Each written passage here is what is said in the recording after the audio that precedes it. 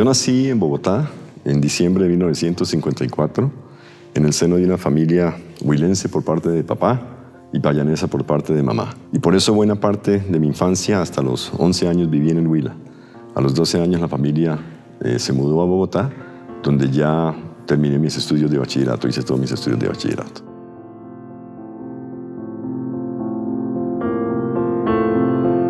Nosotros íbamos a una escuela donde estaban todos los estudiantes, independientemente de la clase social. Ahí estaban los hijos de los profesionales del pueblo y estaban los hijos de quienes no habían tenido una educación formal, ricos y pobres, todos compartíamos en el mismo colegio. Siempre recuerdo a mi papá y a mi mamá inculcando en nosotros ese tipo de valores, de la igualdad en términos de que todos valíamos lo mismo. De manera que ambas influencias creo que fueron muy importantes en ir formando mi mentalidad, mucho más desarrollada, por supuesto, después con estudios y experiencias vividas.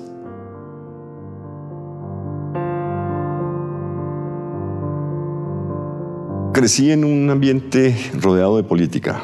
Mi abuelo fue senador por el Partido Conservador, mi papá fue senador por el Partido Conservador. Fui muy marcado por la época de la violencia. En los días posteriores al 9 de abril, mi familia fue atacada, sus propiedades quemadas, asaltadas. Mi abuelo fue atacado físicamente en el Parque Central de Neiva.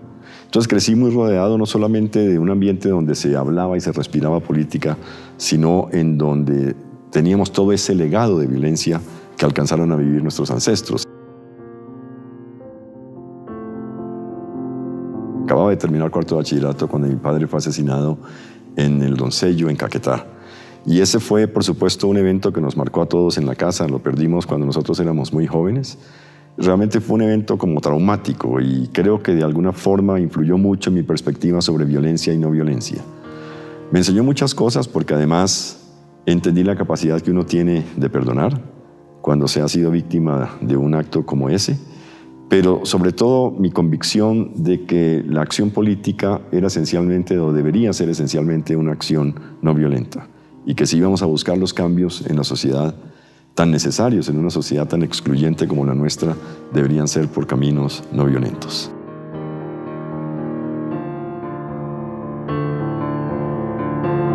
Yo me gradué de bachillerato en el Colegio Angloamericano en 1973 e inmediatamente solicité admisión a la Facultad de Derecho de la Universidad Javeriana. En realidad sin mucha convicción, yo creo que más bien fue porque vengo de una familia de abogados javerianos, mi padre, mi tío, etc. Y en los 3 años que alcancé a cursar en la facultad aquí en la Javeriana, pues fui un estudiante de mediocre a malo. Finalmente tomé la decisión de que lo mío no era derecho. Siempre me había llamado la atención la política y decidí que lo mejor para mí era irme a estudiar ciencias políticas. Ese también fue un cambio dramático, porque yo en realidad llegué a Estados Unidos sin ninguna experiencia laboral. Yo había sido estudiante siempre. De bachillerato había pasado a la Javeriana y no tenía ninguna experiencia laboral. Y fue, digamos, quizás lo más duro del comienzo de mi vida en los Estados Unidos fue buscar trabajo. Poco a poco, pues encontré algunas cosas que me permitieron sobrevivir. Fui profesor de inglés para algunos inmigrantes que deben estar hablando inglés con un acento absolutamente terrible. Fui profesor de español también. Alcancé incluso a trabajar una sola tarde en una compañía de trasteos. Después de cargar el primer piano, decidí que tenía que terminar la universidad a como dé lugar. Yo creo que lo que más me llamó la atención de mi carrera, sobre todo en el área de conflictos y paz, que fue el área por la que a la que me fui orientando ya en el posgrado, tenía que ver con la capacidad de poder influir sobre desarrollos prácticos en la vida política, en la vida social, en la vida económica. Porque cuando uno estudia paz y conflictos y opta por la no violencia, está convencido de que la no violencia no es aceptación de la injusticia, no es indiferencia ante la injusticia, sino que es como mínimo un método de lucha justamente para cambiar situaciones de injusticia, pero que es a la vez un método que rechaza la violencia como instrumento para producir esos cambios.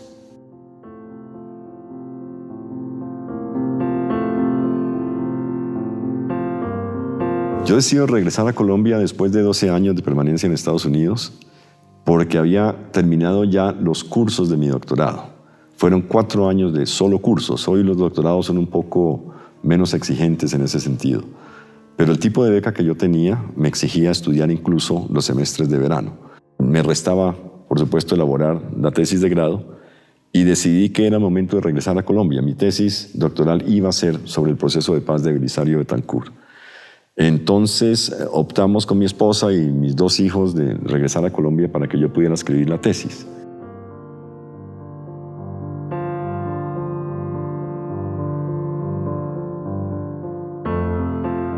En el verano de 1990 yo estaba trabajando en Oslo, en Noruega, en el Instituto de Investigación para la Paz de Oslo, y me habían ofrecido la posibilidad de quedarme por 2 años allá. Pero bueno, tomamos la decisión de regresar a Colombia, y en Oslo me dijeron, si vas a Colombia, contacta a la Universidad Javeriana. Pero como ya había tenido esa mala experiencia en mi paso anterior por la Javeriana, dudé mucho si venir y hablar con el padre Sanín. Pero al final la necesidad, por supuesto, de encontrar un trabajo me convenció de que valía la pena entrevistarme con el padre. Y fue una grata sorpresa, porque en realidad yo tenía el recuerdo de una universidad un poco menos plural y menos liberal de lo que encontré a partir de los años 90. Y ahí comenzó mi vinculación con la Javeriana. Encontré en la Universidad Javeriana siempre una libertad de cátedra que quizás en otros sitios no encuentres. Nunca la universidad me ha vetado en mis actividades. Nunca, por ejemplo, cuando yo fui director del posgrado en resolución de conflictos, que fui además su fundador, era un momento en que se acababan de desmovilizar algunos grupos guerrilleros, como el EPL, como el M-19 y otros, Corriente de Renovación Socialista un poco después. Yo invité a algunos de estos guerrilleros desmovilizados a que vinieran a contarnos su experiencia del proceso de paz. La Javeriana nunca me dijo cómo es posible que usted esté invitando a antiguos guerrilleros a que vengan a hablar con sus estudiantes e incluso a que se hagan cargo de una de las cátedras del programa de paz y conflictos. Entonces ese ambiente muy plural, de mucha tolerancia frente a la diversidad de perspectivas, creo que siempre me convenció de que mi sitio estaba en la Universidad Javeriana.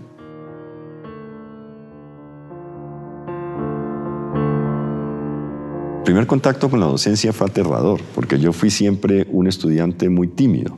Sin embargo, los estudiantes me decían, después comentando con el paso de los años, ese nerviosismo, me decían que no se me notaba para nada en la clase. Lo que más me apasiona de la docencia es la posibilidad de estar intercambiando con los estudiantes, de estar al tanto de sus perspectivas, de estar al tanto de lo que los entusiasma, de estar al tanto de lo que los conmueve, de estar al tanto de lo que les resulta indiferente.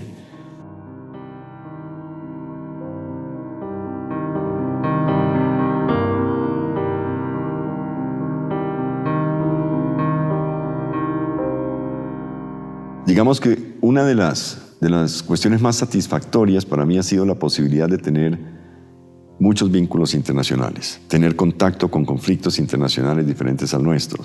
En Ruanda, por ejemplo, 800,000 víctimas asesinadas en 2 meses y medio. Para nosotros completar esa cifra, tendríamos que seguirnos matando al ritmo que nos matamos hoy por 150 o 200 años. Entonces creo que fue bastante iluminador para mí entender que no estábamos en la peor situación del mundo y que otros conflictos que habían sido mucho más complejos que el nuestro y más destructivos y sangrientos que el nuestro, al final lograron emprender unos procesos que los llevaron a salir de esa situación.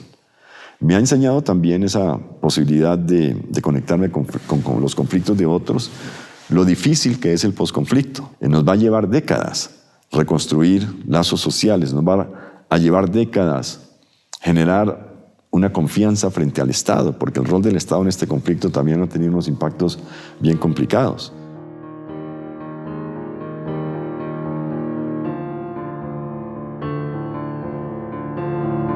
Yo creo que las universidades tienen un rol fundamental en un cumplimiento eficaz de su misión, que es la educación. Las universidades no somos ni agencias de desarrollo, ni somos, como decía el padre Remolina, ONGs. Pero sí tenemos una responsabilidad muy fuerte en la formación. En fin, y eso que es nuestra función como universidad, que es la formación, es realmente la mejor garantía para una sociedad en paz.